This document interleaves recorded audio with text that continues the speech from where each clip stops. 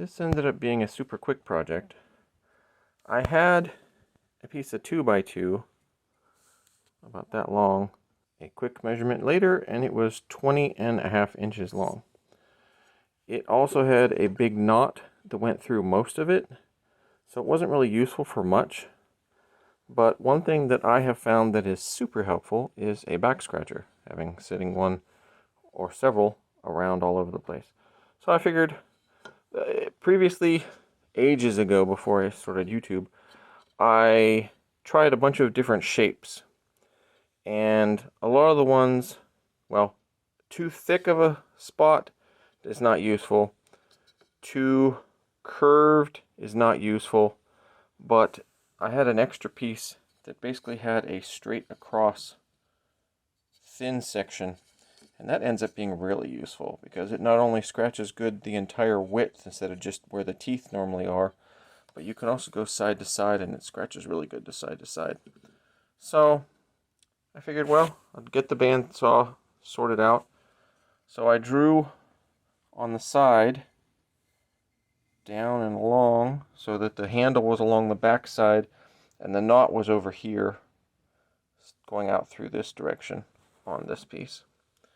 So that way it would bypass most of the knot except for that little tiny bit. So the knot went this way, this angle through the 2x2.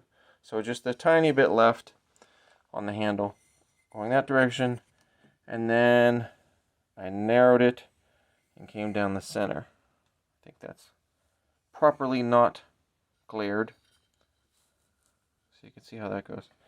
And then I just used a combination of, because it had a decently smooth surface, then I used a combination of these sanding block, triangular file, round file, and I didn't do a whole lot with this because it was too aggressive, but that worked. Oh, I also used my 80 grit sanding block, which is over there, to do most of the rough sanding along the edges. You can just run it back and forth and round off the edges because they're not super round, it's just a rounded off square. But that should be a good angle to hold. It's a good length because that way you can go down from the top and get the whole way down below mid-back, and then from the bottom you can go the whole way up, so you get good coverage with this length I've found. And then what I did on the tip is, since this is soft pine and you don't want the tip to wear too quickly, I put some thin super glue to saturate that, so that'll give it a harder wear surface. Not super hard, and there's no catches, so it should not catch on clothing. And I'm going to put the triple thick polyurethane over all of it next, and then make sure it's nice and smooth. But that should give it a better wear surface. And yeah, that's a nice and quick. I think all total from start to finish up to this point, it took maybe 20 minutes. And obviously the polyurethane is going to take a little bit longer because that takes time to dry. But getting something that it's ready for finish in 20 minutes is pretty good.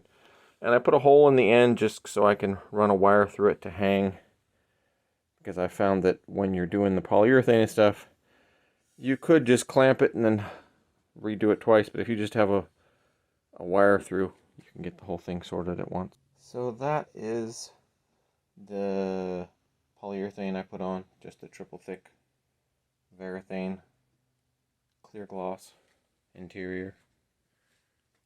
And yeah, just hang it up by a wire.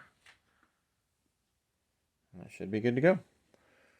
I might, well, depending on how it is, I'll probably have to sand off any dust nubs or stuff, or dust nibs, and then maybe put another coat on. But otherwise, that's pretty much done.